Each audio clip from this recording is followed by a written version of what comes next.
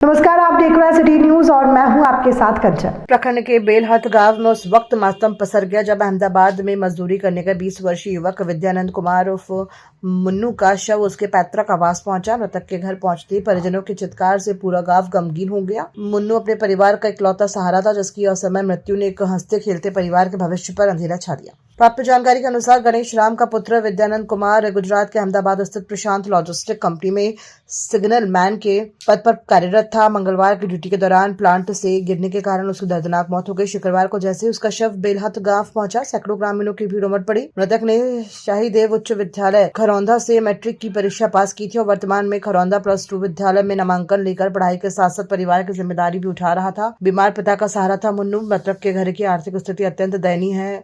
उसके पिता गणेश राम पिछले 6 वर्षों से टीबी और शुगर जैसी गंभीर बीमारियों से जूझ रहे हैं। पिता के इलाज के खर्च और घर के भरण पोषण की जिम्मेदारी मुन्नू के कंधों पर थी। इसी मजबूरी के कारण वो पढ़ाई छोड़कर गुजरात कमाने गया था। उसकी मां चंचला देवी घर पर ही छोटा मोटा काम कर परिवार चलाने में सहयोग करती है। छोटा भाई रितेश कुमार अपनी खरौंधा स्कूल में ही पढ़ाई कर रहा है। अंतिम संस्कार में उमड़ा जनसैलाब। शव पहुंचने की सूचना मिलते ही पतीला पंचायत के मुखिया सह मुखिया संघ अध्यक्ष अमित दुबे के प्रतिनिधि कुंदन कुमार साव, वार्ड पार्षद प्रतिनिधि बिट्टू कुमार सहित कई सामाजिक कार्यकर्ता और ग्रामीण मौके पर पहुंचे। सभी ने शोकाकुल परिवार को ढांढस बधाया। इसके पश्चात सूंडीपुर स्थित त्रिवेणी घाट पर नम आंखों से मृतक का अंतिम संस्कार किया गया। उनसे आप जो भी है बात कर लो। हमको तो कॉल आया कि भाई झारखंड जाना है, तो हम आ गए लेके। कब वहाँ से निकले थे? ये परसों निकले थे। आपका शुभ नाम? आपका नाम आपका? धर्मेंद्र। क्या है? बोला। राजीव कुमार।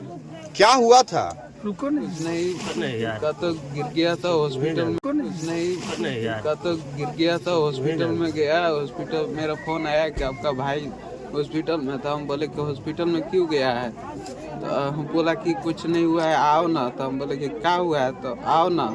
हम बोले कि तो काम हम गए वहाँ से हॉस्पिटल में, तो गए भीतर तो लोग डायरेक्ट हमको बोल रहा है कि भाई नहीं रहा है। अच्छा, किस हॉस्पिटल में? कैसे तो नाम उतना याद नहीं, हमको पता नहीं था। जब भीतर गए हम ना, उसका देखे चेहरा तो देखो लड़का है ना। ये कब की घटना है? तो 29 तारीख को 12 बजे। आप लोग साथ में काम करते थे? नहीं, हम दूसरे साइड में काम करते थे। अच्छा, ये जो मृतक थे ये कहाँ काम करते थे? किस कंपनी में काम करते थे? कंपनी एक है। अच्छा, क्लाइंट्स मतलब अलग अलग रहता है। बिल्डिंग बनना अलग अलग बनता है जगह पर। अच्छा, कैसे कंपनी प्रशांत है तो एक ही जगह काम, मतलब प्रशांत के अलग अलग कंपनी पे होता है। कोई सन बिल्डिंग पर काइट पे है, वो डिफेंड पे करता है उसका। क्या हुआ था उस कंपनी में? क्या ऐसा घटना घट गया? इनके साथ क्या हुआ था? उनके साथ वहाँ के लेबर लोग बताया हमको कि साथ जो प्रेजेंट है उससे क्या बताया लेबर लोग? लेबर लोग बताया कि ऊपर गया था और मतलब सिलाब पर गया था। सिलाब से नीचे गिरा जाली पर। अच्छा, जाली पर से नीचे गिरा तब अथी पर नीचे बोडियम टाइप होता है वो, मतलब गाड़ी पैक करने वाला टाइप पर रहता है, उसी पे आके गिरेगा। वहाँ के लेबर लोग उठा के और डायरेक्ट हॉस्पिटल ले गए। इनकी मृत्यु कब हुई? नहीं हमको बताया। डॉक्टर क्या बोले? डॉक्टर हम यहाँ से गए थे तो मेरे को डॉक्टर से बात की तो पूछे कि प्रॉब्लम क्या हुआ है, तो बोले कि नहीं है तुम्हारा भाई। तो हम कहीं नहीं है, कोई चांस बचा अभी तो कुछ भी नहीं है उसमें। हम कुछ भी देखिए तो नहीं, उसका सांस भी नहीं चल रहा था, क्या देखें। आपका नाम? राजीव कुमार। घर? बेलहत। मेरा लड़का गरीबी के कारण कैसे हो गया? एक्सीडेंट हो गया, चाहे कहाँ पे? हो गया, अब तो हम वहाँ देखे नहीं। लड़का का नाम क्या है? मेरा लड़का का नाम विद्यानंद नाम है। कहाँ काम करते थे? गुजरात में काम करते थे। लड़का का नाम क्या है? विद्यानंद। कितना उम्र होगा?